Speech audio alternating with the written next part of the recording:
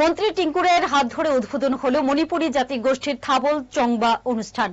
কৈলাসহরের ধনবিলাস গ্রামের স্কুল মাঠে অনুষ্ঠানটি রাতভর চলে এবং সোমবার ভোরবেলা অনুষ্ঠানের সমাপ্তি হয়। অনুষ্ঠানে উপস্থিত ছিলেন চণ্ডীপুর পঞ্চায়েত সমিতির ভাইস চেয়ারম্যান বিনয় সিংহ, ঊনকোটি জেলার বরিষ্ঠ আইনজীবী সন্দীপ দেবরায় সহ আরো অন্যান্যরা।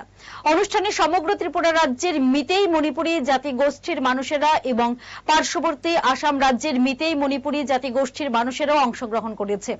মূলত হোলি উৎসবকে কেন্দ্র করে এই অনুষ্ঠানের সূচনা হলেও যা চলে প্রায় 1 মাস ব্যাপী। এটি একটি জনপ্রিয় এবং ঐতিহ্যবাহী মণিপুরী লোকনৃত্য। অংশগ্রহণকারী পুরুষ ও মহিলা সকলে একসাথে বৃত্তাকারে দাঁড়িয়ে পরস্পরের হাত ধরে এই নৃত্য করে।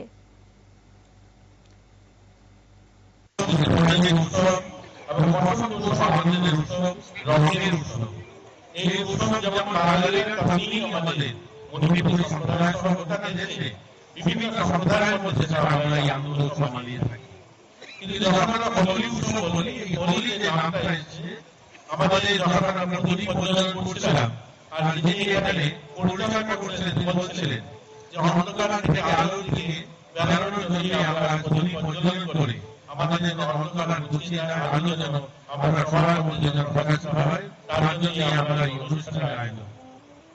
হোলিকা হচ্ছে হিরণ্যকশিপুর বোন, আপনারা সকলে জানেন, আপনারা যারা এখানে মণিপুর সম্প্রদায় যারা সবাই কৃষ্ণভক্ত। তো হোলিকা হচ্ছে হিরণ্যকশিপুর বোন এবং এই হিরণ্যকশিপুর বোন এবং প্রহ্লাদ হচ্ছে হিরণ্যকশিপুর পুত্র।